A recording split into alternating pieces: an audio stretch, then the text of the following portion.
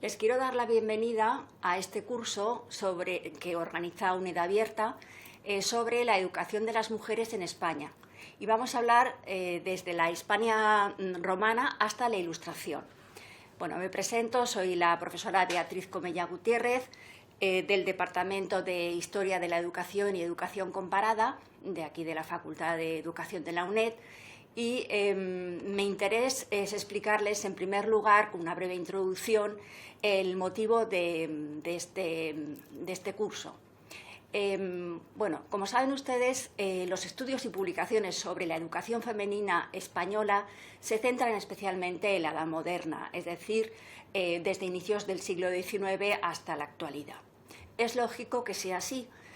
Bueno, en primer lugar porque hay muchas más fuentes disponibles y también porque desde la Ley Moyano de 1857 no se favoreció la educación obligatoria básica también para las niñas. Y por otra parte, en cuanto a la educación superior, hasta los años 30 del siglo XX, la presencia de las mujeres en la universidad no creció significativamente. En este curso MOOC de UNED Abierta trataremos de dar a conocer el acceso de las mujeres a la formación reglada y a la cultura a través de algunas de sus protagonistas, desde la Hispania romana hasta la Ilustración del siglo XVIII, para completar un poco el panorama pedagógico femenino de una manera divulgativa y al alcance de un gran público. El enfoque metodológico de estas sesiones se centra en tres aspectos. En primer lugar, se presenta brevemente a un público interesado, al público interesado en estas clases, unos apuntes biográficos, las aportaciones, las huellas de unas 20 mujeres del mundo hispano que representan las etapas de su devenir histórico y de sus diversas culturas, ya sea la cristiana, musulmana, judía o criolla de América, que se desarrollaron tanto en los territorios peninsulares, europeos y transoceánicos españoles. En segundo término, se pretende dar a conocer aspectos comunes a estas mujeres estudiadas, es decir, cuál era su origen familiar y social, los factores que contribuyeron a su formación, la percepción externa de su capacidad discente y docente, los ámbitos en los que desarrollaron su actividad, la impronta de su obra escrita, la opinión que tenían de ellas sus coetáneos y también su papel como consumidoras, no solamente como consumidoras, sino también como creadoras de cultura. Y el tercer enfoque metodológico de estas clases es que trato de aportar a las personas interesadas en este curso algunas referencias bibliográficas al final de cada tema, también referencias de Internet, para ampliar su información por su cuenta. También pueden encontrar información relacionada con este curso en el libro de Historia de la Educación Española, publicado en 2021 por la UNED y la editorial Sanz y Torres, en el que hay algunos capítulos que detallo en esta diapositiva, ven ahí las páginas, sobre la educación de las mujeres en España hasta el siglo XVIII. En primer lugar, vamos a hablar de varias mujeres educadas y educadoras entre los siglos I y el siglo IX. Y voy a hablarles de tres ejemplos: de una mujer romana, Elvia Albina, de una mujer ya del inicio casi de la Edad Media, Egeria, una cronista peregrina, y de Duoda de Septimania, que ya está en plena Edad Media en el siglo IX. ¿Quién fue Elvia Albina? Pues Elvia Albina fue una matrona romana, muy conocida porque fue la madre de Séneca, de un gran filósofo de origen hispano.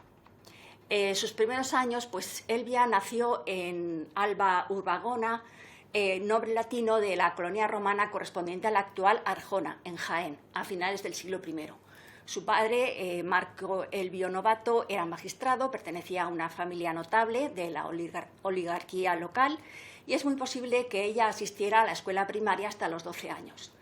Normalmente las niñas romanas de cierta posición podían acudir a la escuela primaria y el límite era la primera menstruación, porque a partir de ese momento se suponía que debían formarse o bien ya para casarse o para formarse en su casa de cara al casamiento, ¿no? También era corriente que las niñas de familias adineradas recibieran clases con un preceptor en su casa. Siguiendo esta tradición, seguramente recibió una adecuada educación para ser esposa, para ser madre y también administradora de la domus. Tuvo 3 hijos y la ley romana de esta etapa del imperio permitía a las mujeres con 2 o más hijos la administración personal de su patrimonio, como es el caso de Elvia Albina. Bien, ella se casó con Marco Anneo Séneca, perteneciente a una importante y culta familia de la provincia bética, y se trasladaron a vivir a Córdoba. Era una mujer, Elvia, con inquietudes intelectuales. Sin embargo, su marido pues, no le permitió escuchar las lecciones de los maestros de sus 3 hijos, que fueron 3 hijos varones. Sin embargo, pues sí que va a ser Elvia el modelo de matrona romana encargada de la educación de sus hijos en el primer septenario de vida, de sus nietos también en el ámbito doméstico. Y realmente fue una auténtica guía del clan de su familia.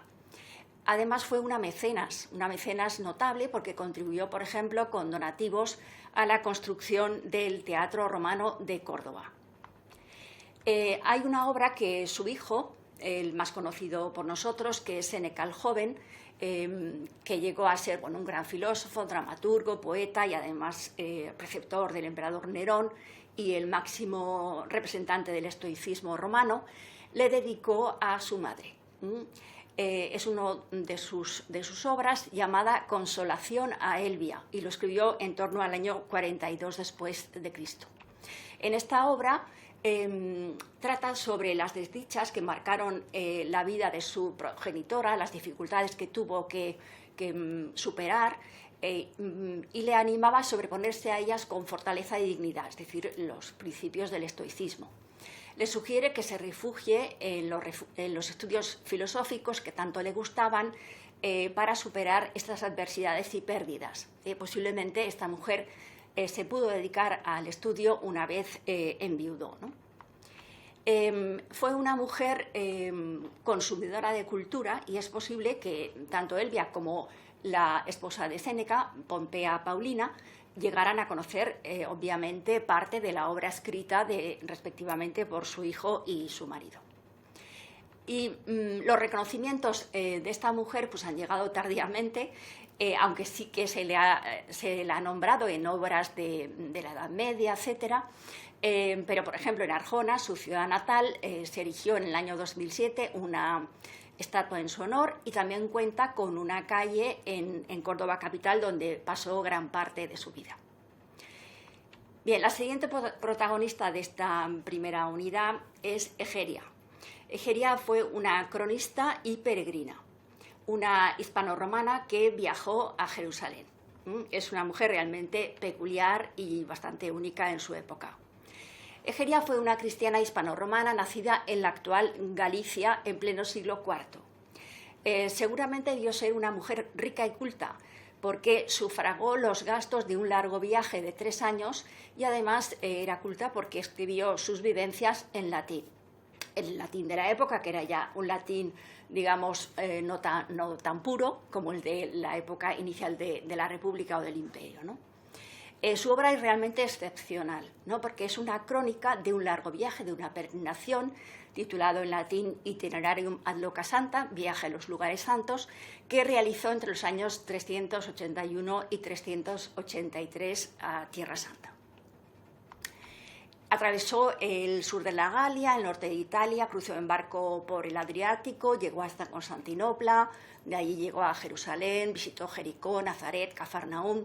Posteriormente estuvo en Egipto, visitó el monte Sinaí y en una tercera etapa del viaje estuvo en Antioquía, en Edesa y llegó hasta Mesopotamia. En este mapa ven el largo itinerario de Egeria y en la siguiente diapositiva podemos decir lo siguiente, ¿no? Que en síntesis esta mujer, ¿qué aportación dio, ¿no? Bueno, en primer lugar, realizar un viaje excepcional. Y además, porque ella describió en su libro, de una manera muy pormenorizada y además sin ocultar en ningún momento sus propios sentimientos, lo que vieron sus ojos. Es un testimonio, un libro de viajes, pero peculiar, escrito con ojos de mujer, claramente. Bien, si quieren saber más, ahí les dejo algunas referencias. Está la portada del texto ya en castellano y ha sido muchas veces editada este libro.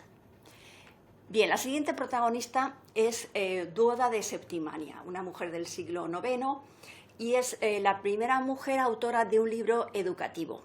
¿Quién era este personaje, no? Bueno, no hay certeza sobre el origen familiar de esta mujer, que pertenecía a la nobleza carolingia, pero sí que sabemos que poseía una excelente educación, porque, entre otras cosas, escribió en latín su tratado pedagógico. Se casó con un noble, con Bernardo Gotian, que era duque de Septimania y conde de Barcelona, que era primo del emperador Carlomagno. Se casaron en Aquisgrán, que era la sede de la corte, en el año 224. Septimania, en la zona de influencia de su marido, era un territorio del Imperio Carolingio que abarcaba en el siglo IX el sureste de Francia y el norte de Cataluña, desde Nimes hasta Barcelona. Su marido se instaló en la ciudad condal y dejó a Duoda en sus territorios en la zona de Francia para que los administrara en su ausencia. Tuvieron 2 hijos, Guillermo y Bernardo, y ambos fueron separados de su madre. Realmente no se conoce el motivo exacto. El mayor fue enviado a la corte del emperador y el pequeño lo ingresaron en un monasterio. Bien, ahí ven los dominios de Bernardo de Septimania y para que se sitúen un poco de pues todo lo que abarcaba esa zona, ¿no? Bien, aquí les he traído una cita del prólogo de este libro en el que se podría decir que la síntesis es cómo educar a unos hijos que están ausentes. Dice Duoda en su libro, ¿no?, en la introducción: a la mayor parte de las madres de este mundo les es dado gozar de la proximidad de sus criaturas, mientras que yo, Duoda, me veo tan lejos de ti, hijo mío Guillermo, y por ello estoy tan llena de ansiedad y de deseo de serte útil. Te envío esta obrita mía, escrita en mi nombre, para que la leas y te formes. Me alegraré si, aunque yo esté corporalmente ausente, precisamente este librito te hace pensar, cuando lo leas, en lo que por amor a mí debes hacer. Claramente es un libro pues muy cercano de la autora a su hijo mayor, y tiene una finalidad claramente moralizante, ¿no? O sea, que aunque ya no está, quiere que su hijo reflexione, piense cuando lea ese libro, y que en recuerdo de su madre pues decida qué es lo que debe hacer para actuar correctamente. Este libro, que se llama Libro Manual, ya he dicho antes que es el primer tratado de educación escrito por una mujer.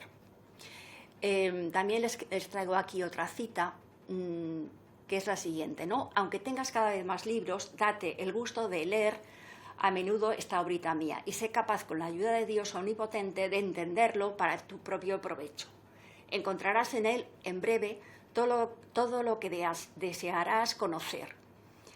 Encontrarás también un espejo en el que podrás contemplar sin vacilación el estado de salud de tu alma, de manera que no solo le gustes al mundo, sino que puedas gustarle en todo a quien te ha formado del polvo de la tierra, porque es del todo necesario para ti, hijo mío, Guillermo, que en los negocios te muestres de manera que puedas ser útil en el mundo y tengas el valor de agradarle siempre a Dios en todo.